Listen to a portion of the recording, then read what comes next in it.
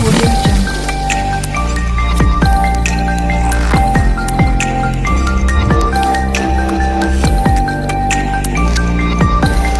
Audio Jungle.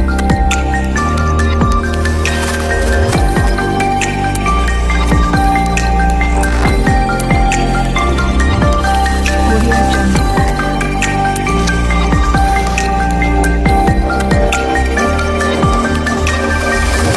bismillahi raxmaan raxiim waxaan rabaa inaan isla yara eegno arrin aada ila weyn oo guusha iyo horumarkaan raadinayno sabab weyn u noqon karta dabeecadda insaankay ka mid tahay inuu jecel yahay oo uu rabo sarreyn iyo awood laakiin marar badan awoodahaas waxaan ka raadinaa meelaha ay taallo meelan ahayn awoodda dhabti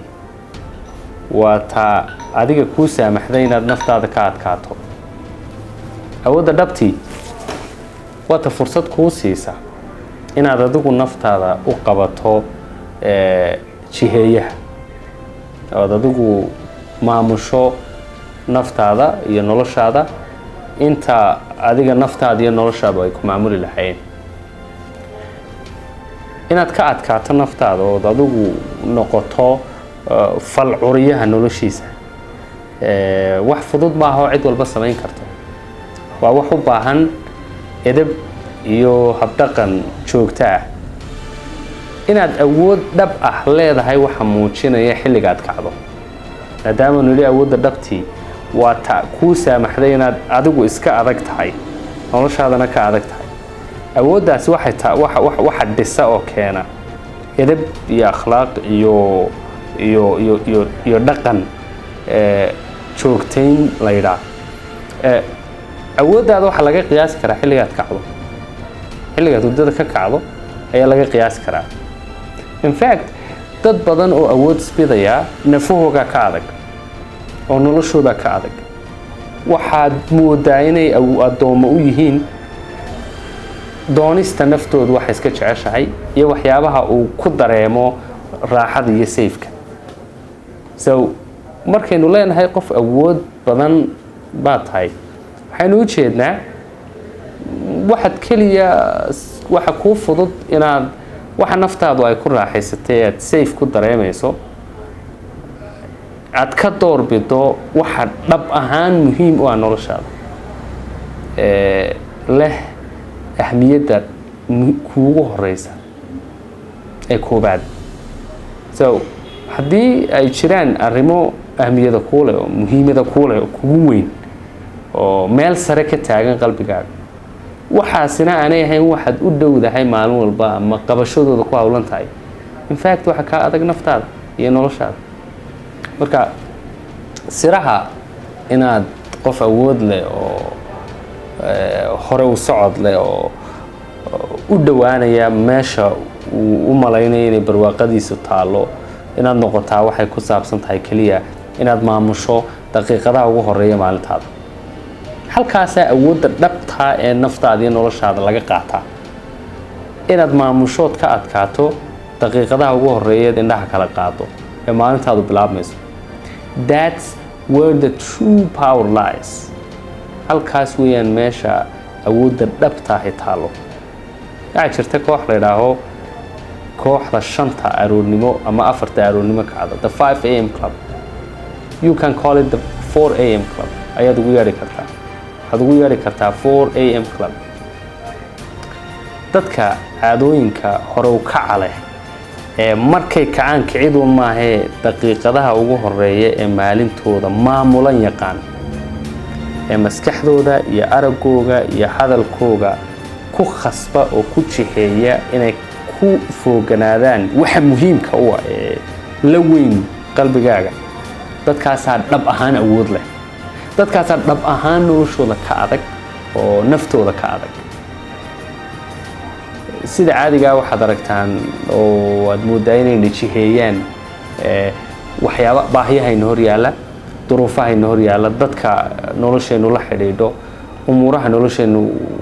ku saabsan tahay waxaasid moodaa inaan mar walba ku mashquulno waqti badan iyo tamar badan ay naga qaadaan oo kuwa xalintoodu ay waqti badan inaga galo. laakiin haddii marka horeba aynu qorshaysano inaan ka adkaano qabsano daqiiqadaha ugu horeeya maalinteena, waxa fududaanaysa inaad adigu falcuriye noqoto intaanad ka jawaabin maalintaada. markaad soo toosto waxa maalintaada hor yimid, inaad adigu abuurto waxa ay tahay inaad qabato maalintaada. so sirtu waxay taallaa un marka hore toosayso eed maalintaada bilaabayso, ma waxaad ku bilaabaysaa ruux wax ka falcelinaysa oo wax ka hadlaysa oo wax ka sheekeynaysa, mise marka horeba waxaad ku bilaabaysaa ruux taa ka sarreysa oo ah waxay qaban lahayd iyo waxa muhiimka u ah maalintaa inay qoratay oo waxa ay rabto inay ugu horeynba qabato wax kasta ka hor. so proactive iyo reactive baa la kala yidhaha. waa falceliye qof ka jawaabaya duruufaha u arko, iyo falcuriye qof curinaya ama qabanaya, qof ahmiyadihiisu garanaya kadib qabanaya ahmiyadaha wax kasta ka hor intuuna nolosha kale ku mashquulin. so awoodda dhabtii waxay taallaa inaad qabato ood maamusho ood kasbato oo aanad waan ka gelin miridhada iyo daqiiqadaha ugu horeeya noloshaada. oo markaas ay noqoto marka aad si dhaba u qorshaysato ahmiyadahaaga eed go'aansato maxaa maanta aniga ii muhiima intaan wax kale faraha la gelin. so haddii intaasi timaado, intaasaad ka adkaato, waxa kuu fudud inaad nolosha adigu wax u yeedhiso, inaad waxa kuu muhiimkaa si fudud u aragto una raacdo,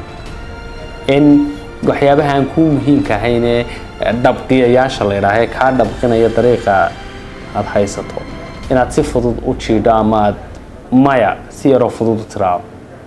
marka awoodda dhabtii waxay taallaa markaad toosayso.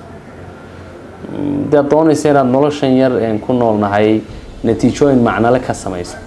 nolosha dambeen dhammaanayna meelo lama jeerto gaadho, awooddu waxa weeyaan inaad ka adkaato naftaada oo kuu saamaxaysa inaad ka adkaato noloshaada. taasina waxaa laga qiyaas qaataa markaad kacdo iyo waxaad qabato markaad kacdo. halkaas awoodda dhabti taala. maskaxdeenu waxay u shaqeysaa 20 milida ugu horeeya nolosheena, xawaaraha ugu sareysa ku shaqeysaa. macnaheedu waxa weeye waxay aqbashaa xilliga wax kastood u yeedhiso. waa xilliga caqlul baatinka ay fududahay inaad u yeedhiso waxa muhiimka ku ah, isaguna uu safe garaynayo, kaydinayo, kana shaqeynayo oo ku siinayo reasoningkii ama sababeyntii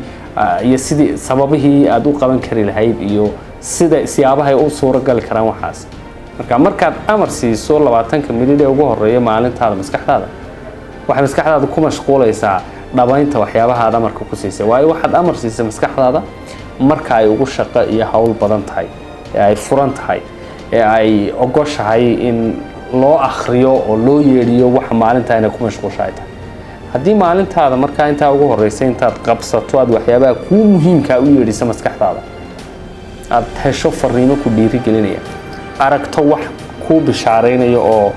karaankaaga dhisaya oo kuu tilmaamaya inaad karto oo wax samaysan karto, wax qabsan karto, isla markaana akhrido waxyaabo niyadaada dhisaya oo kuu suuro gelinaya inaad aamintay inaad wax qabsan karto oo ilaahay kula jiro oo ay noloshu kuu samaanayso oo aanu ilaahay kaa sii jeedin.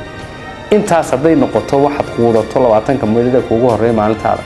maalintaada ruuxdeedu oo dhan baa 20 milid ku xidhan. waxaad noolaanaysaa maalin qurux badan, sharaf badan, dareemayso inaad adigu maamulka haysato oo aad adigu shookaanta hayso, gaadhigan la yidhaaha nolosha shookaantiisa adigu hayso, kolba dhankaad rabtana u weecinayso. so awoodda dhabtii waa taa. halka waxaad ka sixi kartee noloshaada aad ka maaragtay jihayn kartaan waa halka. awooddaas hadda yicin ana ka raadin meel kale. true power waxa weeye inaad adiga ka adkaato, inaad adiga ka adkaato awoodda dhabtahay.